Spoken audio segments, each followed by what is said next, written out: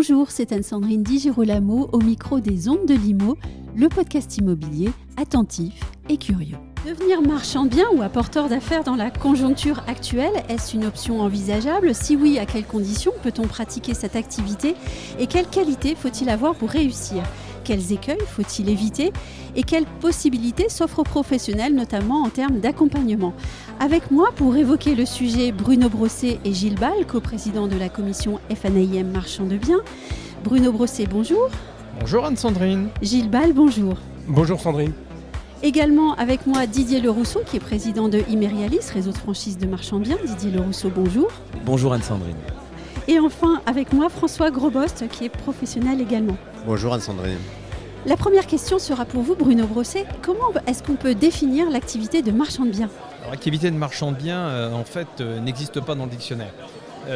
Mais on peut dire que cette activité désigne toute personne physique ou morale qui est un commerçant et dont l'activité consiste en l'achat et la revente d'un bien immobilier avec ou sans travaux, après division ou non, mais avec la volonté, l'objectif de réaliser une marge. Alors il peut s'agir d'un immeuble, d'un appartement, d'une maison, d'un terrain, d'un fonds de commerce, voire de part de société immobilière, de SCI. La plus-value du marchand de biens se fait souvent par les travaux réalisés. Ça, on va en parler tout à l'heure, oui. La capacité pour le marchand de biens à dénouer des situations difficiles, qui peuvent être juridiques, fiscales ou autres, mais aussi par le jeu de division, par exemple d'un immeuble en lot. Gilles Bal, qui pratique en ce moment l'activité de marchand de biens ? Qui sont en fait les acteurs du secteur ? Moi pour ma part je suis plutôt aménageur foncier. Sinon c'est soit des indépendants, soit des agents immobiliers qui pratiquent l'activité de marchand de biens ou d'aménageur foncier. Oui, alors Bruno Brosset tout à l'heure a parlé de la plus-value qui existe sur la mise en œuvre des travaux. François Grosbost, vous d'abord vous avez inventé un nom, le rénovateur.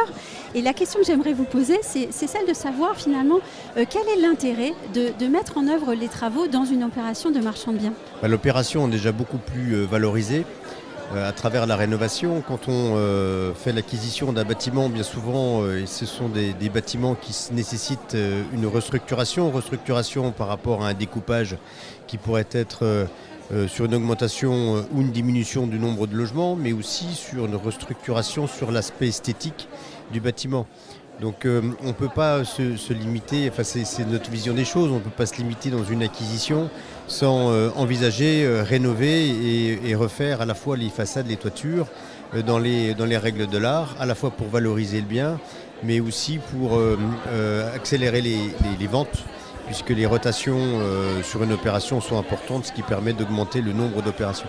Gilles Bal nous l'a dit, les acteurs qui pratiquent l'activité de marchand de biens sont de profils très différents. Bruno Brosset, est-ce que vous pourriez nous rappeler les conditions pour exercer cette activité ? Alors en fait, et contrairement à l'activité d'agent immobilier, il n'y a pas de réglementation proprement dite, comme la loi Hoguet. Par contre, il y a un statut du marchand de biens qui est défini par un article du Code général des impôts, enfin en fait par deux articles, c'est l'article 1115 et 1020, qui précise l'obligation d'acheter et de revendre dans un délai qui est de 5 ans et de 2 ans en fait, pour les terrains dès lors qu'on veut les diviser. Est-ce qu'il y a des incompatibilités ou bien des contraintes ? Alors je parle d'incompatibilité entre l'activité de marchand de biens et celle d'agent immobilier par exemple. Il n'y a pas forcément d'incompatibilité, sauf à dire qu'un mandataire ne peut pas acquérir un bien qu'il est chargé de vendre. Il y a un conflit d'intérêts qui est évidemment manifeste et qui pourrait se traduire par une annulation de la vente. Quelle qualité faut-il, Gilles Bal, pour être un marchand de biens efficace, efficient ? Avant tout être un bon professionnel. Beaucoup se sont inventés sur ce métier malheureusement et on a vu de tout. Aujourd'hui, effectivement, la crise, parlons-en, va amener à identifier les vrais professionnels, les professionnels de terrain, les gens qui ont l'habitude, qui sont déjà dans des opérations depuis un certain temps, qui peuvent mobiliser des fonds propres. C'est ça qui est important. Et je trouve que c'est un vrai métier. Et d'ailleurs, François Grosbost, je crois que vous êtes très attaché à la qualité du travail effectué, à une vraie mission aussi sur le bâtiment que vous remettez sur le marché. Oui, c'est important. Je pense qu'une belle rénovation fait partie de la notoriété à la fois de sa propre entreprise, mais aussi dans tout le milieu et dans toute la profession, que ce soit les notaires ou les professionnels de l'immobilier, quand ils voient que vous livrez aux acquéreurs des logements dans des bâtiments qui sont totalement rénovés, il y a une satisfaction qui est généralisée sur toute la chaîne de la vente. Et ça c'est important. Et puis d'autant plus que la loi résilience oblige d'isoler un peu mieux les bâtiments. Donc ça nous permet aussi de profiter souvent de ravalement de façade pour faire mettre des isolants par l'extérieur et puis répondre aux nouvelles lois. Oui, et justement Bruno Brosset, dans l'atelier qu'on a animé ce matin, vous disiez aussi qu'il faut travailler à l'image des marchands de biens, que c'est important aussi pour ce secteur de montrer à quel point il progresse. Tout à fait, le terme marchand de biens n'a pas forcément bonne presse.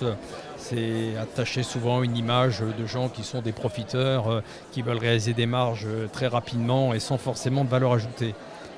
Il est clair que la commission FNIM marchand de biens a pour souhait de redorer en fait l'image de cette activité-là, en sachant qu'aujourd'hui c'est une activité, ce n'est pas un métier, on l'a souligné tout à l'heure, et qu'à ce titre cette professionnalisation passe à la fois par le syndicat qui est la FNIM, qui veut d'ailleurs établir un code d'éthique et de déontologie, ça fait partie des objectifs, mais aussi par l'arrivée d'adhérents qui, eux, ont réussi, notamment par le jeu de la franchise, à instituer des règles, des process. C'est le cas notamment du dernier adhérent qu'on a fait venir, qui est Imerialis, le premier groupe de franchise en France. Gilles Bal, vous vouliez réagir tout à l'heure ? Je voulais juste repréciser que ce métier peut aussi acquérir de nouvelles aides de l'OBS, dans le sens où la loi climat et résilience, et notamment la réglementation sur l'artificialisation des sols, va faire qu'on est obligé de travailler de plus en plus dans l'ancien, il y aura moins en moins de neuf, et que rénover, diviser, eh bien, ça va être un vrai métier de chef d'entreprise, avec beaucoup de rigueur et un grand sens de la gestion. Métier de chef d'entreprise, j'en viens donc à la question du financement, puisque elle est très importante, et notamment dans le contexte bancaire actuel. C'est une contrainte importante, Bruno Brosset, la question du financement. Elle peut constituer un risque. Oui, une des principales conditions aujourd'hui pour exercer cette activité de marchand de biens, c'est de pouvoir obtenir des financements. En sachant que non seulement il est nécessaire d'avoir des apports relativement importants, les banques aujourd'hui, vu la conjoncture, sont évidemment très regardantes dans le niveau des apports, mais aussi compte tenu des taux d'intérêt des courts termes, qui sont évidemment élevés, il s'agit de pouvoir réaliser rapidement les opérations pour justement limiter les frais financiers. Ce qui suppose un niveau de professionnalisme important. Et c'est pour ça qu'aujourd'hui les banques sont très regardantes sur le professionnalisme du candidat emprunteur.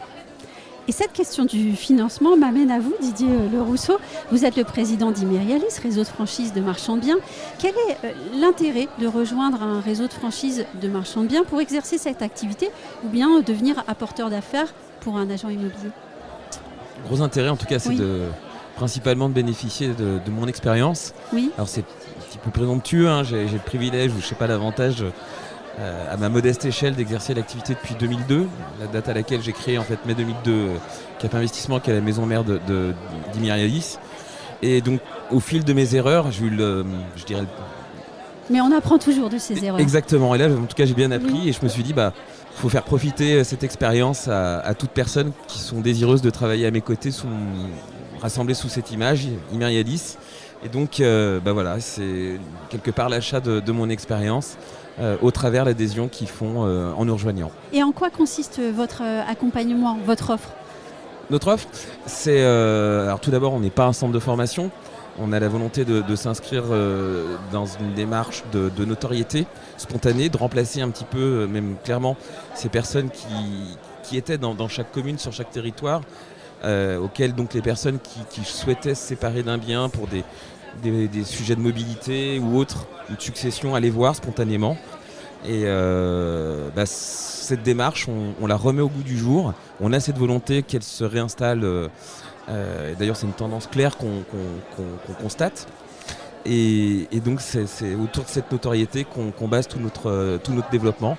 Et ça fonctionne. On peut rajouter quand même qu'avec Imerialis, et c'est ce qui a intéressé la commission, vous avez des process qui accompagnent le franchisé, juste depuis l'acquisition jusqu'à la réalisation. Ce qui veut dire qu'en fait, il est suivi, il est accompagné, il est coaché, ce qui limite évidemment les erreurs et ça lui donne donc une capacité de réussite qu'on a considérée élevée. Alors même si entre-temps, il faut tout dire, il y a comme une marge qui part chez le franchiseur, Comme moi je considère franchiseurs. qu'elle est justifiée dès lors où le taux de réussite est élevé et surtout il y a une garantie de bonne fin qui est très importante et qui caractérise cette enseigne. Et en quoi consiste l'accompagnement? C'est un accompagnement juridique, financier? Alors justement, Oui. l'accompagnement, alors, bondir et en préambule par rapport aux propos de M. Brosset qui disait que oui, l'accessibilité, l'accession en tout cas au financement est un point qui est fort en tout cas dans l'activité et plus que jamais donc les banques aujourd'hui ont démontré une appétence réduite suite à la crise pour notre activité et donc pour mettre en place des personnes, ce métier qui nécessite d'emprunter quasiment tous les mois pour certains, tous les 6 mois pour d'autres. Notre activité est suspendue en fait à cet aléa économique qui est celui de l'acceptation d'un financement bancaire et encore à plus forte raison quand on est, je dirais, un débutant et qu'on rejoint Imerialis. Notre réponse, c'est celle d'avoir créé une solution de financement en interne qui, de par notre accompagnement, qui est un accompagnement juridique et un accompagnement de terrain, nous permet de financer donc les opérations de nos franchisés sur leur territoire.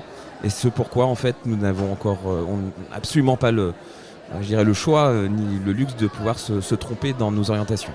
J'ai une question, elle va s'adresser finalement à tous. On verra qui sera le premier à répondre. Est-ce qu'il est envisageable de se dire qu'on commence une activité de marchand de biens avec une opération en ce moment? Est-ce qu'il est encore possible mais bien sûr, même plus que jamais. De penser plus que jamais? Plus que jamais. Chez Imerialis, au bout de 3 mois, tout franchisé qui suit la méthode est engagé sur une opération avec une marge de 20% et un prix de revient de 600 000 €. Oui, en fait, le marché aujourd'hui est très favorable pour trouver des opérations, en tout cas dans des conditions financières intéressantes, puisque les vendeurs ont du mal à trouver des acquéreurs.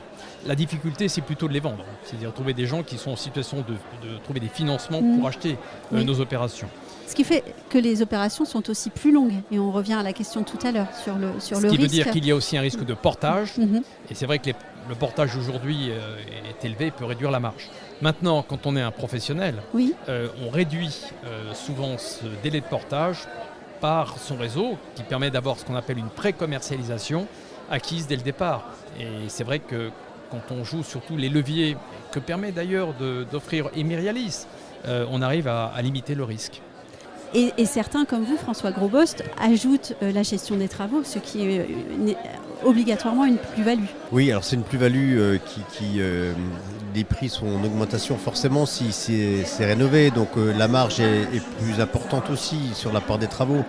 On parlait tout à l'heure de délai, simplement quand on s'attaque à la rénovation d'un bâtiment, on parlait d'un délai de 3 mois tout à l'heure, c'est un peu court pour rénover parce que il faut déjà s'entourer d'artisans et puis de personnes compétentes et il y a tout un projet derrière de chiffrage de travaux, de permis à déposer, si on est sur des secteurs sauvegardés c'est plus long, donc voilà, il y a tout un travail en amont qui est important. Et surtout, si on veut faire une opération de rénovation importante, ne pas se tromper sur le chiffrage des travaux à réaliser, parce que c'est souvent là qu'il y a un dérapage. Alors j'en reviens à mon idée de départ, qui était de répondre à la question des agents immobiliers qui souhaitent lancer peut-être une activité complémentaire de marchand de biens. On a parlé d'Imerialis. Il y a aussi la FNIM via sa commission marchand de biens. Bruno Brosset et Gilles Ball, vous en êtes tous les deux les coprésidents. Quel service et puis à quel coût la FNIM va apporter une aide aux marchands de biens au travers de cette commission et de ses services? Oui, on parle effectivement d'un réseau de franchise qui est exceptionnel, mais il faut savoir qu'un agent immobilier aujourd'hui a aussi la possibilité d'adhérer, ou du moins d'avoir les services de notre commission marchand de biens, qui est vraiment outillée en la matière. Elle propose entre autres une veille juridique sur toute la réglementation, avec un fil d'actualité qui est organisé par le service juridique de la fédération. Il y a des formations adaptées à tous les niveaux, aussi bien pour les nouveaux entrants que pour les plus expérimentés. Aussi bien pour ceux qui font des allers-retours, techniquement ça veut dire pour ceux qui achètent et qui revendent sans travaux, que pour ceux qui sont rénovateurs comme François Grosbeau. La commission a mis aussi en place un contrat d'assurance RCP, parce Oui. qu'on n'a pas évoqué tout à l'heure la RCP, mais c'est un préalable nécessaire pour exploiter l'activité de marchand de biens. Et c'est vrai que nous avons un contrat qui a été négocié grâce à Gallian, mais avec un courtier qui s'appelle Satec, et qui aujourd'hui est vraiment remarquable, qui permet notamment à ceux qui démarrent de pouvoir être assurés. On a aussi, dans ce prolongement, une assurance PNO, et là c'est une exclusivité FNAIM, car quand on est marchand de biens, c'est très difficile d'avoir une PNO, parce qu'on est des professionnels, parce que les logements sont vacants par nature, et en l'occurrence, on est capable d'assurer ce risque, et dans des conditions tarifaires extrêmement intéressantes. Au-delà du service que nous pouvons proposer, la commission a une mission de favoriser les meilleures pratiques et à ce titre, il y a des échanges évidemment d'expériences des uns et des autres.